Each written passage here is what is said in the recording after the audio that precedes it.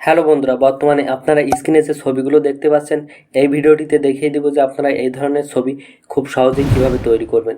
তো অবশ্যই আপনারা সম্পূর্ণ ভিডিওটি কন্টিনিউ করবেন। আর চ্যানেলে যদি নতুন হয়ে থাকেন অবশ্যই চ্যানেলটি সাবস্ক্রাইব করে আমাদের সাথে থাকবেন। আর আপনি যদি ভিডিওটি ফেসবুক পেজ থেকে দেখে থাকেন তাহলে অবশ্যই আমাদের ফেসবুক পেজে একটি লাইক অথবা ফলো দিয়ে রাখবেন। তো এই ধরনের ছবি তৈরি করার জন্য আপনি সরাসরি সর্বপ্রথম এখান থেকে আপনার ফোন থেকে প্লে স্টোরে চলে যাবেন। তো প্লে স্টোরে যাওয়ার পরে আপনাদেরকে একটি অ্যাপ ইনস্টল করতে হবে, সেটা হচ্ছে PixeILab। সো জাস্ট আপনারা এখান থেকে PixeILab লিখে সার্চ করবেন এবং দেখতে পাচ্ছেন এই অ্যাপটি কিন্তু চলে আসবে। আপনারা জাস্ট এখান থেকে ইনস্টল করে নেবেন। তো ইনস্টল করার পরে আপনারা সরাসরি এখান থেকে চলে যাবেন, যে ক্রোম ব্রাউজারটি আছে আপনারা সরাসরি সেই ব্রাউজারে চলে যাবেন। তো ব্রাউজারে আসার পরে এখান থেকে এই যে দেখতে পাচ্ছেন সার্চ অপশন, এই সার্চ অপশনে আপনারা জাস্ট এখান থেকে এই যে দেখতে পাচ্ছেন আরবান জঙ্গল ফন্ট, আপনারা একটু ভালোভাবে লক্ষ্য করবেন, জাস্ট এটা লিখে একটি সার্চ করে দিবেন। তো সার্চ করে দেওয়ার পরে দেখতে পাচ্ছেন সবার উপরে কিন্তু একটি ওয়েবসাইট চলে এসেছে। সো এখান থেকে আপনারা জাস্ট এই ওয়েবসাইটের উপরে একটি ক্লিক করে দিবেন। তো এখান থেকে ক্লিক করলে দেখতে পাচ্ছেন আমাদের কাঙ্ক্ষিত ফন্টটি কিন্তু চলে এসেছে। সো এখান থেকে এই যে দেখতে পাচ্ছেন একটি ডাউনলোড নামে একটি অপশন আছে। সো এখান থেকে আপনারা জাস্ট এই ডাউনলোড এই অপশনে একটি ক্লিক করে দিবেন। তো ডাউনলোড অপশনে ক্লিক করার পরে দেখতে পাচ্ছেন এখান থেকে কিন্তু একটি জিপ ফাইল কিন্তু আপনাদের ডাউনলোড হবে। সো এখান থেকে এটা ডাউনলোড হয়ে যাওয়ার পর এখান থেকে আপনারা যে ধরনের ব্যাকগ্রাউন্ড ব্যবহার করতে চাচ্ছেন আসলে সেই ধরনের ব্যাকগ্রাউন্ড এখান থেকে লিখে সার্চ করবেন। তো আমি আমার ছবিতে আসলে সাজেক রিলেটেড ব্যাকগ্রাউন্ড কিন্তু ব্যবহার করতে চাচ্ছি, সাজেকের যে ভিউগুলো আছে আমি কিন্তু সেই ধরনের ব্যাকগ্রাউন্ড ব্যবহার করতে চাচ্ছি, এজন্য সাজেক লিখে জাস্ট সার্চ করলাম এবং এখান থেকে যে দেখতে পাচ্ছেন ছবি অথবা ইমেজ অপশনে ক্লিক করে দিলাম এবং দেখতে পাচ্ছেন এখানে কিন্তু হিউজ পরিমাণে ব্যাকগ্রাউন্ড চলে এসেছে। সো আপনি আপনার ছবিতে যে ধরনের ব্যাকগ্রাউন্ড ব্যবহার করতে চাচ্ছেন সরাসরি সেটা লিখে সার্চ করবেন, তাহলে কিন্তু সেই ধরনের ব্যাকগ্রাউন্ড চলে আসবে। সো এখান থেকে জাস্ট আমি এখান থেকে একটি ব্যাকগ্রাউন্ড এখান থেকে ডাউনলোড করে নিচ্ছি। সো এখান থেকে ব্যাকগ্রাউন্ডের উপরে ক্লিক করব, তারপর এখান থেকে যে দেখতে পাচ্ছেন ডাউনলোড ইমেজ, জাস্ট এখান থেকে এটা ডাউনলোড করে নিব। সো এখন আপনারা সরাসরি আপনাদের যে ফোনের যে ফোন মেমোরি আছে আপনারা সরাসরি সেখানে চলে আসবেন। সো এখন এখান থেকে আমি আমার ফাইলে চলে আসলাম এবং এখান থেকে যে দেখতে পাচ্ছেন ইন্টারনাল স্টোরেজ, জাস্ট এখান থেকে সরাসরি এই যে দেখতে পাচ্ছেন ডাউনলোড নামে একটি অপশন আছে, একটি ফোল্ডার আছে। সরাসরি আমি এখান থেকে যে ফন্টটি এইমাত্র ডাউনলোড করেছি আমি জাস্ট সেই ফন্টটি খুঁজে বের করব।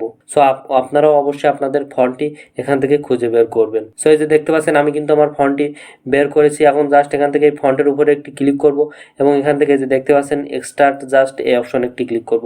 তো আমাদের ফন্টটি কিন্তু এখন জিপ ফাইল থেকে কনভার্ট হয়ে নর্মাল ফাইলে হয়ে গিয়েছে। সো এখন এখান থেকে আমরা যে অ্যাপটি একটু আগে ইনস্টল করেছি সরাসরি আমরা সেই অ্যাপের ভিতরে প্রবেশ করব। তো এখন এখান থেকে জাস্ট আমি আমার অ্যাপটি ওপেন করে দিলাম। তো আপনারা যখন সর্বপ্রথম ওপেন করবেন আপনাদের কিছু পারমিশন চাইবে। সো এখন এখান থেকে যে দেখতে পাচ্ছেন সরাসরি আপনারা এই অপশনে একটি ক্লিক করবেন।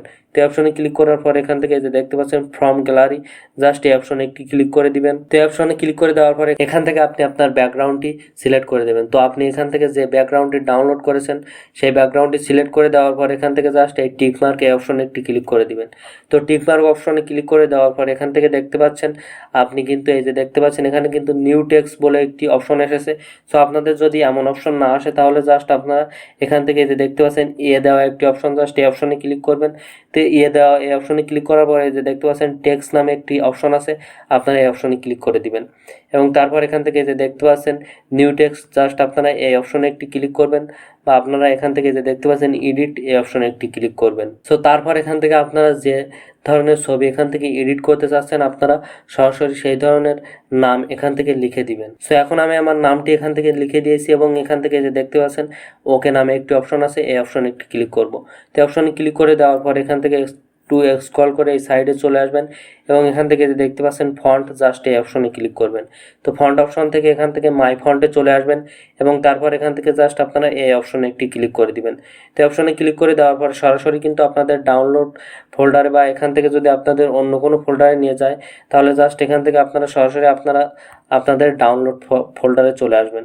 সো তারপর এখান থেকে আপনারা এই মুহূর্তে যে ফাইলটি আসলে এক্সট্রাক্ট করলেন জাস্ট আপনারা সেটা খুঁজে বের করবেন। তো দেখতে পাচ্ছেন এখানে কিন্তু সবার উপরে কিন্তু আমার এই যে দেখতে পাচ্ছেন আরবান জঙ্গল নামে একটি ফোল্ডার আছে। এখান থেকে জাস্ট আমি আমার ফোল্ডারটি সিলেক্ট করব এবং তারপর এখান থেকে আমি আমার কাঙ্ক্ষিত ফাইলটি এখান থেকে সিলেক্ট করে দিব। তো ক্লিক করে দেওয়ার সাথে সাথে আপনাদের ফন্টটি কিন্তু এখানে চলে আসবে এবং তারপর এখান থেকে জাস্ট আপনারা আপনাদের ফন্টের উপরে ট্যাপ করে দিবেন এবং তারপর এখান থেকে এই যে ওকে অপশনে একটি ক্লিক করবেন।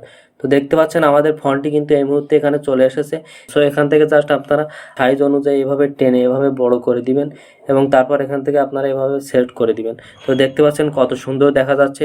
ফটোটি সেভ করার জন্য এখান থেকে এই যে দেখতে পাচ্ছেন আপনারা এই অপশনে একটি ক্লিক করবেন।